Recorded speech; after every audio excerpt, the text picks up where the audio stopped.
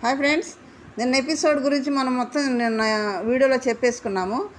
అయితే దాంట్లో మనకి ఎపిసోడ్లో సంజనాది రైటు, తనుజ తప్పు అన్నట్టు చూపిస్తున్నారు. కానీ లైవ్లో చూస్తే ఇరుపక్కల తప్పు ఉంది. కానీ ఇద్దరు కూడా బ్యాక్గ్రౌండ్ ఆ నైట్ జరిగిన దాని సిచ్యువేషన్ మనసులో పెట్టుకొని ఈ సిచ్యువేషన్ తగ్గట్టు వాళ్ళిద్దరు కూడా ప్రవర్తించారు. కానీ కొంచెం సంజన గారు మాటలు కొంచెం తోలుతుంది. వాళ్ళు చిన్నపిల్లలు కాబట్టి వాళ్ళు ఎదురేమి అనలేకపోతున్నారు.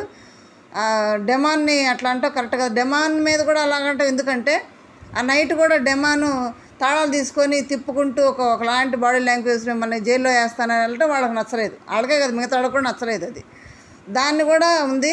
ఆ నైట్ జరిగిన లైవ్లో ముచ్చట్లో జరిగిన గొడవలు దానికి సంబంధించిన బ్యాక్గ్రౌండే తెల్లారి కొంచెం చిలికి గాలివాన అయింది. అక్కడ ఎవరికి అందరూ తప్పులు ఉన్నాయి. అందరూ ఎవరి మనసులో పెట్టుకుని మాట్లాడారు. కానీ డెమాన్ని మళ్ళీ అట్లా మాటలు తోలటం సంజన గారు కొంచెం కరెక్ట్ కాదు. ఆ మాటలు కొంచెం కరెక్ట్గా ఉంచుకుంటే మంచిదేమో. ఎందుకంటే పెద్ద కాబట్టి వాళ్ళ పిల్లలు అంటే వాళ్ళు ఎదురు తిరిగి ఏం మాట్లాడట్లేదు అని మనం ఏది పడితే అది అనకూడదు కదా.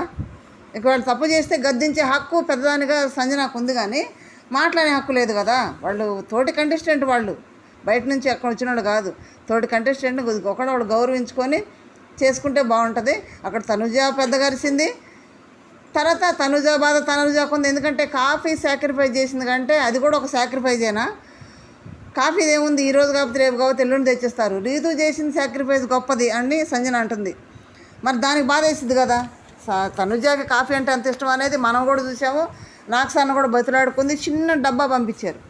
తాన్ని దొంగతనం చేసి తనుజని ఏడిపించింది. దాన్ని మనసులో పెట్టుకోనకుండా కూడా మరి కాఫీ డబ్బా సాక్రిఫైస్ చేసి సంజన లోపలికి రానిచ్చింది కదా.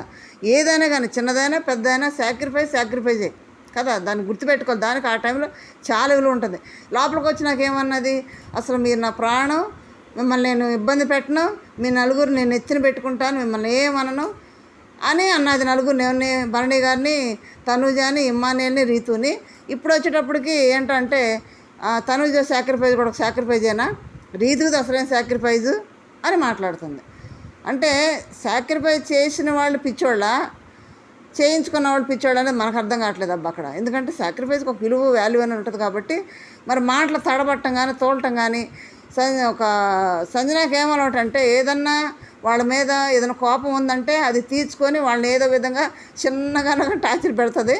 పెట్టి తర్వాత మళ్ళీ వాళ్ళు రియలైజ్ అయ్యి కనుక ఆమె దగ్గరికి వెళ్ళి ఆమె కాడ కూర్చొని నువ్వే గొప్ప అంటే మళ్ళీ కరిగిపోయి వాళ్ళ కోసం ఏదైనా చేసేసింది. అటువంటి టాలెంటెడ్ సంజనాకి. అయితే ఎవరు కూడా తనకు ఎదురు మాట్లాడకూడదు, తనకంటే హైగా ఉండకూడదు అనుకుంటుంది.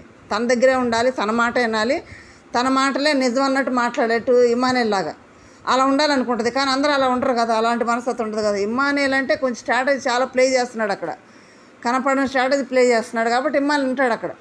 ఇప్పుడు డెమాన్ని అమ్మాయిల కోసం అయితే చేస్తావు, నేను ఆ మమ్మీని కదా, నా వయసు నా తప్ప అన్నప్పుడు ఆగు అనకుండా మమ్మీ ఏం మాట్లాడేది అలా అనకూడదు, తప్పు కదా అది, అందరికీ కెప్టెన్ అది అతను బాధ్యత కాబట్టి అతను చెప్తున్నాడు అని అనాలి కదా అన్నాడు. అక్కడ తనుజ రాముని అరవంగానే పెద్దగా తనుజ అలా అరవటం కరెక్ట్ కాదు అని అక్కడ అనేస్తాడు. కొంచెం సేఫ్ గ్లేమ్ అయితే మాత్రం మన ఇమ్మాన్లు ఆడుతున్నాడు చక్కగా. ఎవరి దగ్గర చెప్పాల్సిన వాడి దగ్గర చెప్తున్నాడు.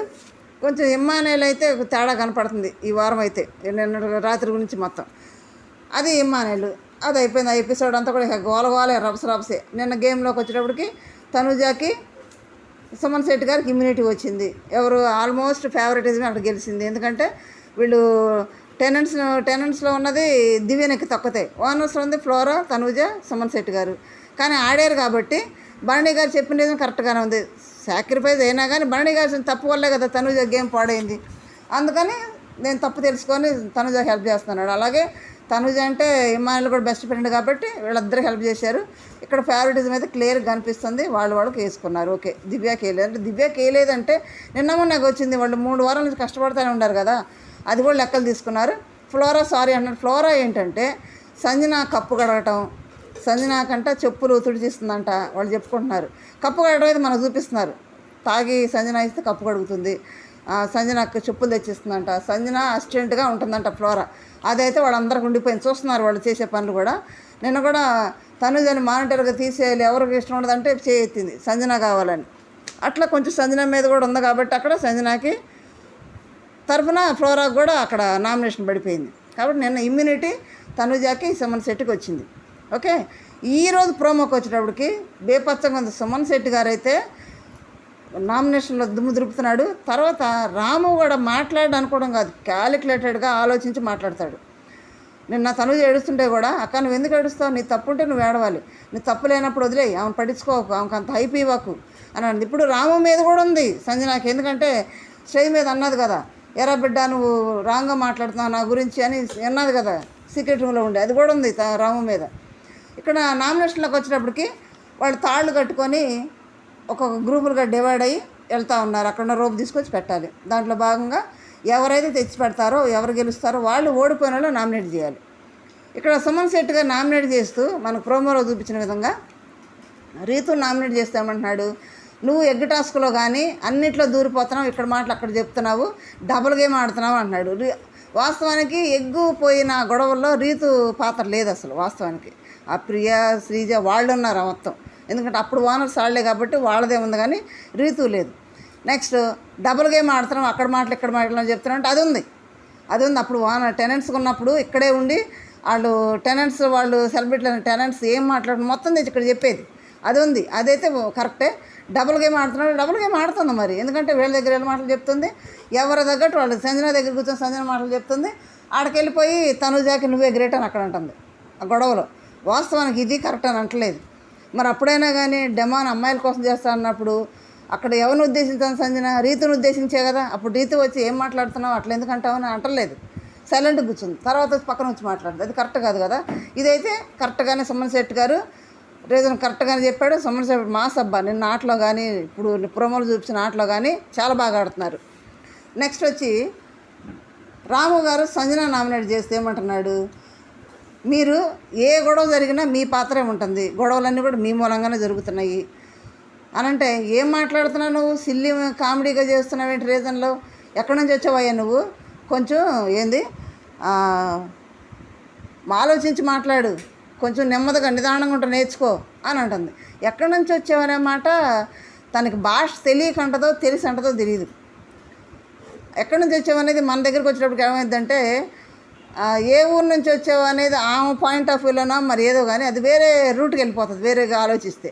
మరి తన భాష అర్థం కాకంటది అంటే కొంతమంది ఏమంటారంటే తనకి భాష అర్థం కాదు కాబట్టి తన పాయింట్ ఆఫ్ వ్యూలో అనేస్తుంది అంటారు. కానీ ఆ సిచ్యువేషన్లో ఆ మాట అంటే కరెక్ట్ కాదు. నామని ఒక రీజన్ చెప్పినప్పుడు దాన్ని డిపెండ్ చేసుకోవాలి. అట్లా అంటావు, నేను ఇట్లా చేశాను, ఇందుకు ఇదయింది, నేను ఏ గొడవలో ఉన్నానని రాముని క్వశ్చన్ చేయొచ్చు. నా గొడవ మూలంగా ఏ గొడవలు జరుగుతున్నాయి అని క్వశ్చన్ చేయొచ్చు. కానీ ఎక్కడి నుంచి వచ్చావయ్యా నువ్వు, సిల్లీ రీజన్లు చెప్తున్నావు, కామెడీ రీజన్లు చెప్తున్నావు అంటే కామెడీ రీజన్ ఎట్ అవుతాయి. నిన్నంత అవసంత అల్లకొలమలో అయిపోయి ఏడు చేసి అందరూ ఎవరి కాళ్ళు ఏడు చేశారు, ఎవరి కాళ్ళు తినలేదు. తనుజ రాత్రి ఫుడ్డే తినలేదు, నాకు వద్దన్నది, రాము వద్దన్నాడు.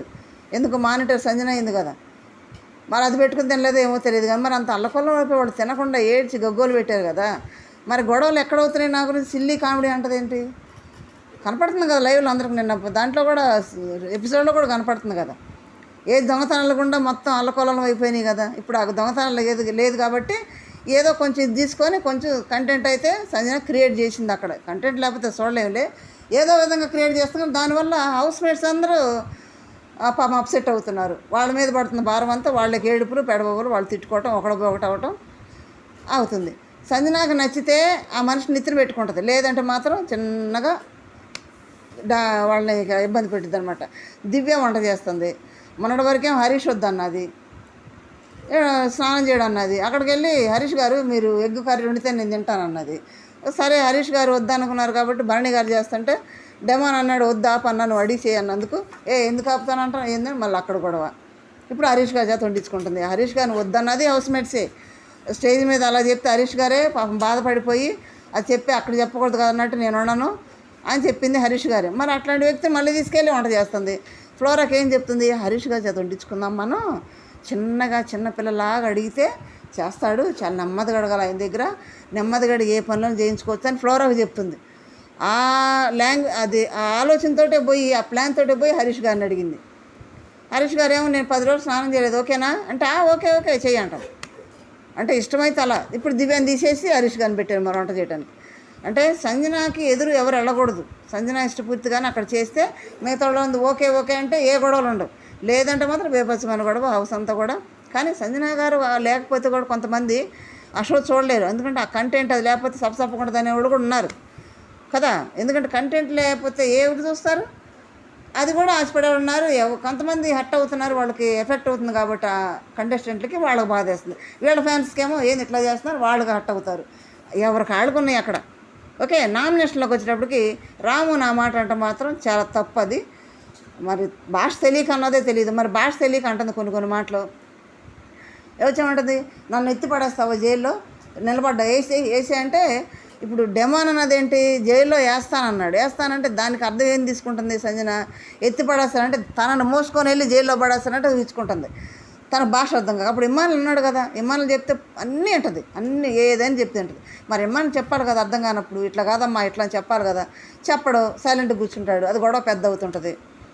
మరి పక్కెళ్ళి ఏమంటాడు, ఇదంతా గొడవ డెమాన్ గుండా వచ్చింది, మొత్తం గొడవ అంతా కూడా డెమాన్ అటువంటి యాటిట్యూడ్ తోటి కీస్ తీసుకొని జైల్లో వేస్తాను అనకూడదు కదా అని ఇమ్మానులు అంటాడు. అదేదో ఆమెకు కూడా చెప్పొచ్చు కదా, అమ్మా భాష అట్లా కాదు, నువ్వు కరెక్ట్గా అర్థం చేసుకో, ఇదమ్మా ఇదని చెప్పాలి కదా.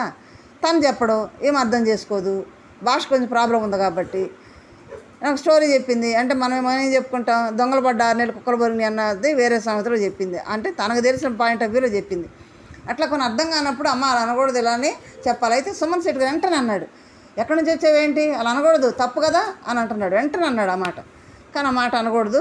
మరి ఇంకా మనం పూర్తిగా ఎపిసోడ్ చూడాలి, ఎందుకంటే అది ఏ పాయింట్ ఆఫ్ వ్యూలో ఎట్లా అన్నదో ఏందనేది కూడా క్లియర్గా చూస్తేగా మనకు అర్థం కాదు. అక్కడైతే ప్రోమోలో ముందు ముందుకు ముక్కలు చూపుతాడు కాబట్టి దాన్ని బట్టి మనం జడ్జ్ చేయలేం. పూర్తిగా లైవ్లో మొత్తం చూస్తే కానీ క్లారిఫైగా నెక్స్ట్ వీడియోలో చేసుకుందాం. ఓకే, దీన్ని బట్టి మనం జడ్జ్ చేయకూడదు. ఏం జరిగిందనేది నెక్స్ట్ వీడియోలో చేసుకుందాం. ఇప్పుడైతే భరణి గారు నామినేషన్ బోర్డు ఫ్లోరాకి వేస్తున్నాడు.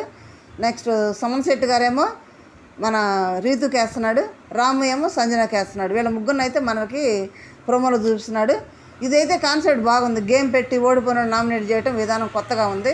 వీళ్ళ ముగ్గురిని అయితే నామినేట్ అనేది మనకు చూపిస్తున్నాడు. ఇంకా క్లియర్ పిక్చర్ అనేది నెక్స్ట్ వీడియోలో చేసుకుందాం. లైక్ చేయండి, షేర్ చేయండి, సబ్స్క్రైబ్ చేయండి. Thank you.